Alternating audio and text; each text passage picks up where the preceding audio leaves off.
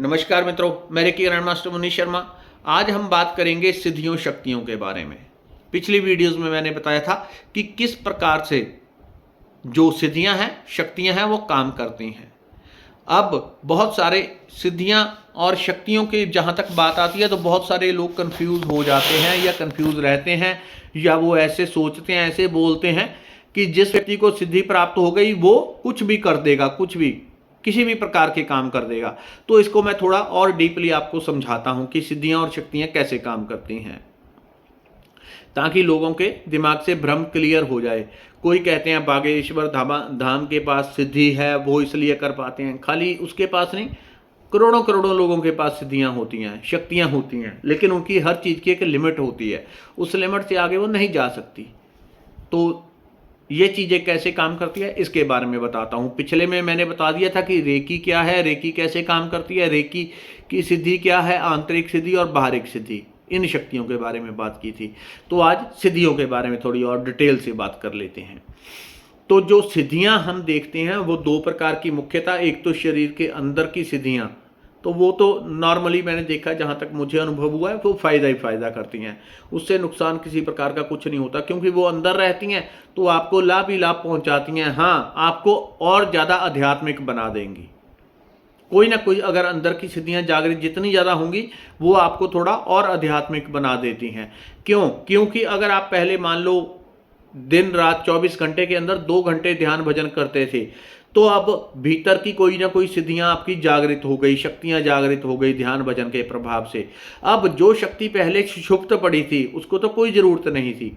आप 2 घंटे ध्यान भजन कर रहे थे, वो आपका हो रहा था, तो सारा फल आपको मिल रहा था। लेकिन अभी अंदर की कोई शक्ति, यहाँ की, तो अलग अलग बहुत सारे सेंटर हैं, बहुत सारे चक्कर हैं, उनकी शक्तियाँ जागृत हो गई। तो जो पहले सोई पड़ी थी अभी जागृत हो गई, उसको क्या चाहिए? भोजन चाहिए। तो वो क्या करेगी?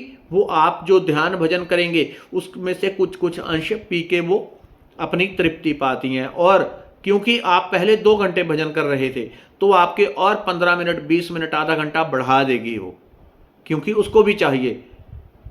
जो अंदर की सिद्धि है उसको कब मिलेगा?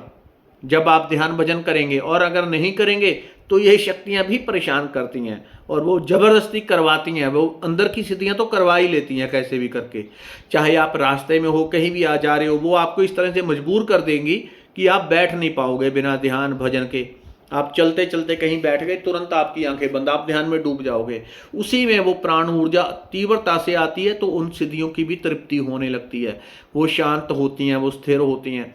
तो यानी कि चाहे सिद्धि बाहर की हो चाहे अंदर की हो, उसको चाहिए क्या? उसको शक्ति चाहिए। और शक्ति कैसे पैदा होती है? राम नाम से, भजन से, ध्यान से, रेकी से, या हवन से। कुछ भी आप कैसी भी कोई भी चीज़ करते हैं, कोई भी रिचुअल आप कर रहे हैं जो हमारी आध्यात्मिक है, उससे ऊर्जा उत्पन्न होती है, तो उससे सिद्धियों की पुष्टि होती है। और जब इन सिद्धियों की पुष्टि होती है तो ये आपको और आगे बढ़ाती हैं। और इनके चमत्कार बड़े प्रत्यक्ष होते हैं, बड़े क्लियर होते हैं। कभी कभी कुछ सिद्धियां बहुत क्लियर चमत्कार दिखाती हैं, कुछ छुपा छुपा के काम सब कर देंगी, लेकिन जो साधक है उसको अनुभूति नहीं होने देती कि हमने तुम्हारा काम कर दिया। काम कैसा भी, उसका कोई संसारिक काम रुका हुआ है, आध्यात्मिक है या कुछ भी है, काम उसके सारे कर देती हैं, लेकिन छुपाती हैं कि इसको पता ना चले, उसको अनुभूति ना हो।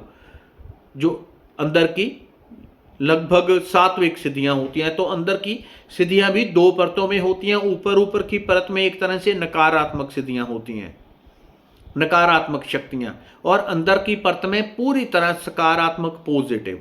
और अगर अंदर की शक्तियां जागृत हो रही हैं तो वो आपको लाभ ही लाभ देती हैं।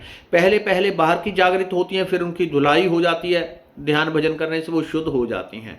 अब जो बाहर की शक्तियां, जिनको आप कहते हैं कि फलाने व्यक्ति को सिद्धि प्राप्त है तो वो ऐसा कर लेता है, ऐसा कर लेता है, ऐसा कर लेता है। सिद्धि प्राप्ति का अर्थ ये नहीं कि उसको सिद्धि प्राप्त हो गई है तो वो कुछ भी कर सकता है, हवा में उड़ जाएगा, पानी पे चलने लगेगा, शक्तिमान बन गया, जयकाल बन गया, जो आप देखते हैं। तो ऐसा चीज नहीं होती। इन सिद्धियों की एक लिमिट होती है, और हर सिद्धि की एक लिमिट होती है कि सिद्धि किस काम को करने वाली है। कुछ सिद्धियां ऐसी होती हैं जो उच्च डायमेंशन के देवी देवता होते हैं, यानी कि नीचे के नहीं है, वो ध्यान भजन करने वाली है, ऊंची आत्माएं हैं। तो अगर वो शरीर में आती भी हैं, अब आपके मान लो पेट में दर्द हो गया और सिद्धि है यानी कि हृदय चक्र से ऊपर ऊपर वाली ऊंचे के डायमेंशन की, तो वो आपके पेट दर्द को ठीक नहीं कर पाती, करेगी तो ढंग से नहीं कर पाएगी। 50% फायदा पहुंचा देगी, 60, 70, 80, कभी कभी 100% भी, लेकिन ऐसी कोई गारंटी नहीं कि जो ऊपर की ऊंची सिद्धि है वो पेट को पूरा ठीक कर देगी। कारण क्योंकि बहुत बार शरीर के अंदर मलिनता, नकारात्मक ऊर्जा, नेगेटिविटी पड़ी होती है और उसको कई बार खींच खींच के निकालना पड़ता है, खींच खींच के। तो जो ऊपर के डायमेंशन की उच्च देवी देवता है वो जब शरीर के अंदर आएगा तो उसका एक लिमिट है कि वो यहां तक आएगा, हृदय चक्र तक। यहां पे जो हृदय चक्र है ये अध्यात्म से जुड़ा है, इसके नीचे संसार के चक्र हैं, इसके नीचे मलिन चक्र हैं, एक तरह से वो संसार से जोड़ते हैं हमें, दुनिया से, समृद्धि से, पैसे से, इन सब चीज़ों से। तो इसलिए वो जो ऊंचे डायमेंशन की सिद्धि है वो हृदय चक्र से नीचे नहीं उतरेगी। तो नीचे से कोई मलिनता निकालनी है वो निकाल नहीं पाएगी। कोई प्रेत बैठा है पेट में, खींच के, कोई नेगेटिविटी बैठी है उसको खींच के नहीं निकाल पाएगी। तो उसके लिए क्या करना होगा, उसके लिए फिर इनके आदेश के ऊपर जो ऊंचे लेवल की सिद्धियां होती हैं, इनके पास अगर कुछ नीचे के निम्न कोटि के देवी देवता हैं तो ये इनको आदेश देते हैं कि तुम जाओ और जाके इसके पेट को क्लीन करो, इसके नेगेटिविटी निकालो। ये सब हीलिंग में होता है। लोगों को अब दिखाई नहीं देती उतनी चीज़ें, अनुभव में नहीं आती, समझ में नहीं आती, तो वो कहते हैं हमने हीलिंग की, फलाने का ये ठीक हो गया, फलाने का ये ठीक हो गया, ये ठीक हो गया। अधिकतर यही सिद्धियां काम कर रही होती हैं हीलिंग में। इतने देवी देवता होते हैं और देवी देवता भी अलग अलग प्रकार के होते हैं, कुछ देखने में अति भयंकर, कुछ अति सौम्य, अलग अलग प्रकार के। यानी कि इतना लंबा चैप्टर है कि शायद वर्षों तक इसके ऊपर बोलते रहें तो खत्म ना हो, इतना लंबा है। तो ये जो उच्च, जो हृदय चक्र तक का देवता है, ये नीचे का कोई देवता पकड़ेगा, उसको बोलेगा कि जाओ उस व्यक्ति के अंदर और क्लीन करके आओ। तो वो जो निम्न कोटि की सिद्धि है या निम्न कोटि का देवी देवता या भूत प्रेत टाइप का देवी देवता है, जो है तो भूत प्रेत लेकिन काम अच्छे करता है, भले करता है, तो उसको पकड़ेंगे कि तू जा भैया जाके क्लींजिंग कर। तो जाएगा, पेट के नीचे के चक्रों की क्लींजिंग करेगा, नेगेटिविटी निकाल के, वहाँ के कोई तंत्र मंत्र किसी ने किया हुआ है या खिलाया पिलाया हुआ है या नकारात्मक ऊर्जा या नज़र लग गई है, ये सब मूलतः वाइब्रेशन होती हैं। और वाइब्रेशन कैसे भी उत्पन्न की जा सकती हैं, अच्छी से अच्छी, बुरी से बुरी। इंसान से बड़ा भूत वैसे होता कोई भी नहीं है, क्योंकि कोई भी देवी देवता ऐसा नहीं होगा जो इंसान के जितने काम कर ले। जितनी इंसान को स्वतंत्रता है उतनी किसी को भी नहीं है। जो कुछ ऐसी सिद्धियां, शक्तियां इंसान को विशेष प्राप्त है वो बड़े बड़े देवताओं को भी नहीं प्राप्त। तो उनको भी जब आध्यात्मिक रूप से आगे बढ़ना होता है तो दोबारा मनुष्य योनि में आना पड़ता है।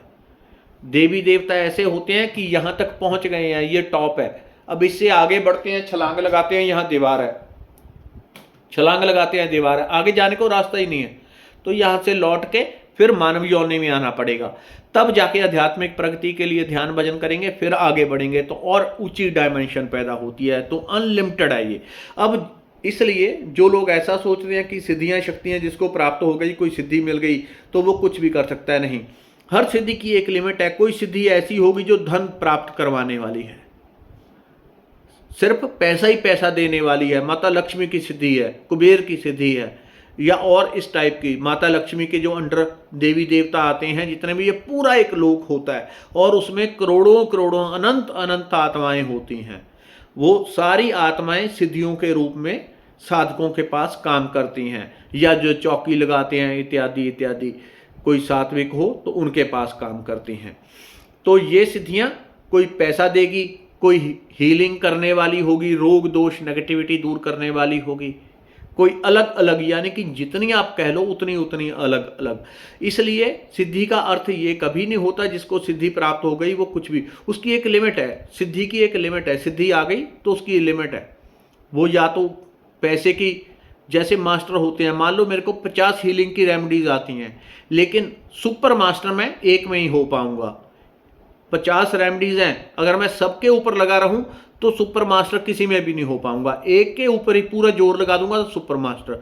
वैसे ही ये सिद्धियां होती हैं। तो ये हर काम की अलग अलग मास्टर होती हैं। कोई भूत प्रेत हटाने वाली होंगी, कोई आध्यात्मिक प्रगति देने वाली, परमात्मा की ओर बढ़ाने वाली, ध्यान भजन को गहरा करने वाली। हालांकि जो ध्यान भजन को गहरा करने वाली है ये सबसे जरा मुश्किल तरीके से मिलती हैं, बाकी सब सिद्धियां आराम से मिल जाएंगी। जो ध्यान भजन परमात्मा की ओर बढ़ाने वाली हैं, ये सबसे कठिनाई से मिलने वाली सिद्धियां हैं। बाकी सब तो चुटकियों में आ जाती हैं। एक संकल्प करो तो 10,000 सिद्धि आके काम कर जाती है। इस प्रकार से होती है। लेकिन लोगों में भ्रम ऐसा होता है। एक मेरा सीनियर था, मैंने उसके मुख से बात सुनी तो उसका मैं पूरा अनुभव समझ गया कि ये अति का अनाड़ी है, इसने कोई ध्यान भजन साधना कुछ की नहीं। पहले मैं उससे बात कर लेता, फिर मैंने कम कर दी उसका लेवल देके, क्योंकि वो कह रहा था कि फलाने व्यक्ति के पास एक सिद्धि एक काम करती है, तो उसको ये सब अनुभव नहीं हुए। क्यों नहीं हुए? क्योंकि जिसकी रुचि नहीं होती ध्यान भजन में, मेडिटेशन में, इन चीज़ों में, तो वो क्या करता है, वो इतना करता है, आ गए आप, सर दर्द है तो ठीक कर देता हूँ, पेट दर्द है वो ठीक है, कोई रोग दोष है उसको ठीक कर देता हूँ, तो वो एक लिमिट तक रह जाते हैं। तो ऐसे लोग ऐसी सिद्धियों के रूप में बाद में काम करते हैं। अभी इंसान के रूप में या फिर सिद्धि के रूप में आके काम करने लग जाते हैं। तो इस प्रकार से अलग अलग सिद्धियों के काम बटे हुए हैं और सब सिद्धियां अलग अलग तरीके से काम करती हैं। और ये इतना बड़ा झंझट एक तरह से कह लें, जिसको थोड़ा ज्ञान होने लगता है वो उतना उलझने लग जाता है। कोई व्यक्ति बैठा, उसको दिखे कि सामने गणेश जी आ गए, अब उसको ये नहीं पता कि ये गणेश जी हैं या गणेश जी का दूत है, क्योंकि रूप दोनों का एक है।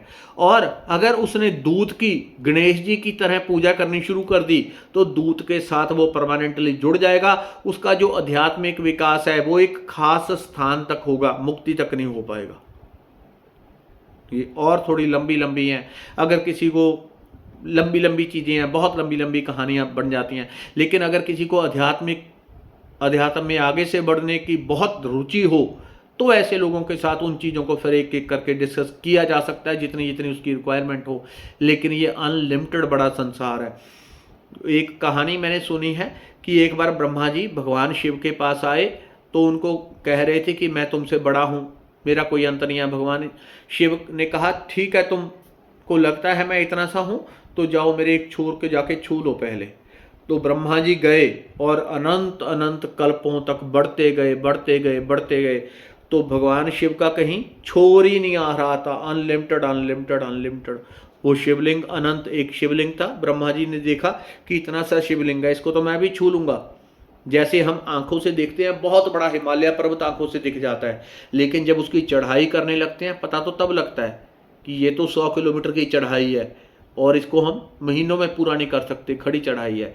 तो ऐसे ब्रह्मा जी के साथ हुआ। वो गए और जैसे जैसे उस शिवलिंग को पार करने लगे तो कल्पों कल्प कहते हैं गुजर गए, उसको क्रॉस नहीं कर पाए। और अंत में आके भगवान शिव को प्रणाम करके उनसे क्षमा मांगी कि आप ही अनंत हैं और आप दिखते तो इतने से शिवलिंग हैं, लेकिन आपका अंत मैं नहीं पा सका। मैं ब्रह्मा होके जिसने सृष्टि का निर्माण किया, आपका अंत नहीं पा सका। तो ऐसे ही ये प्रकृति इतनी अनंत अनंत अनंत अनंत है कि मच्छर भी शायद कहीं ना कहीं पे धरती पे एडजस्ट करता होगा, लेकिन इंसान की एक मच्छर जितनी भी औकात नहीं है जब इस अनंत प्रकृति को हम देखते हैं। धन्यवाद, नमस्कार।